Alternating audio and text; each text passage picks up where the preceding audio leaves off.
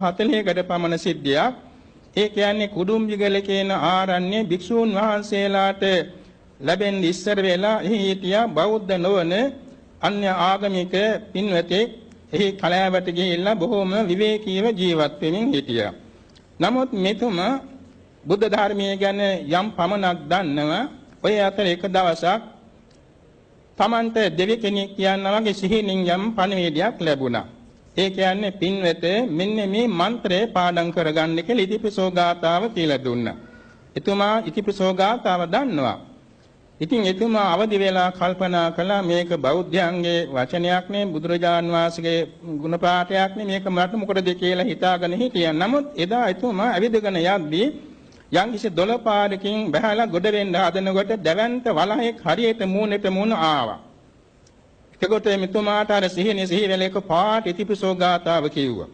මේ වලසා විදුලි වේගෙන් ආපස්සට බැලලා දිව්වා. එදා තමයි මෙතුමා තේරුම් ගත්තේ මේ මන්ත්‍රයේ තියෙන මහානුභාව සම්පන්නකම. ඊට පස්ව මෙතුමා හැම වෙලාවෙම ඉතිපිසෝ ගාථා භාවිතා කරන්න පටන් ගත්තා. ඒ අතර ඊට සුදුසු ආරණ්‍යයක් සොයමින් සිටියේ ස්වාමින් වහන්සේලාට ස්ථානයේ බාර දුන්නා. එතුමා සැබෑ බෞද්ධයෙක් වෙලා ජීවිතාන්තය දක්වා සිල් ගුණ පිරුවා. මොනතරම් පුදුම සිද්ධියක්ද මේ දැවැන්ත වලහේ හරියට මූණට මූණ මේ අත දිගට පමණ සමීප වෙලා ඇඟට පනින්න ඉන්න වෙලාවේදී ඉතිපිසෝ ගාථා සිහි කළ පමණින් ආරක්ෂා සැලසුණා. මේක නිසා බෞද්ධයන් වශයෙන් අප විසින් සෑම විටම තබන පියවරක් ගානේ ඉතිපිසෝ ගාථාව සිහි කළ යුතු වෙනවා. නිදා ගන්න ගියත් ඉතිපිසෝ ගාථා සිහි කළ නිදා ගන්නට ඕනේ.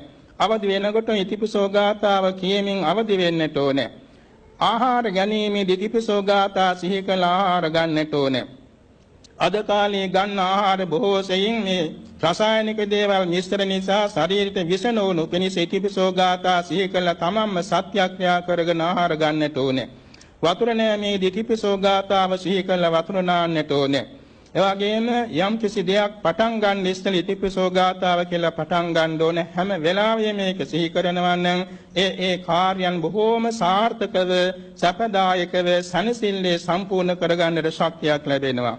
මේක නිසා අද කාලේ විශේෂයෙන්ම ශ්‍රී ලංකාවට ආරක්ෂාව සඳහා ජනතාවට ආරක්ෂාව සඳහා රාජ්‍යයට ආරක්ෂාව සඳහා ඉතිපිසෝ ගාථාව අපි නිතර භාවිතා කරමින් මේ ආරක්ෂා දස දිසාට විහිදුවන්නට ඕනේ. මේ ශක්තිය අසීමිතයි. මේ ඉඳගෙන ඇමරිකාවේ ඉන්න කෙනෙකුට වුණත් ඉතිපිසෝ ගාථාව සිහි කළ එක එක ගුණයකින් සෙත් පැතීමෙන් පුදුම ආචාර්ය ආනිසංස දැකගත හැකි වෙනවා.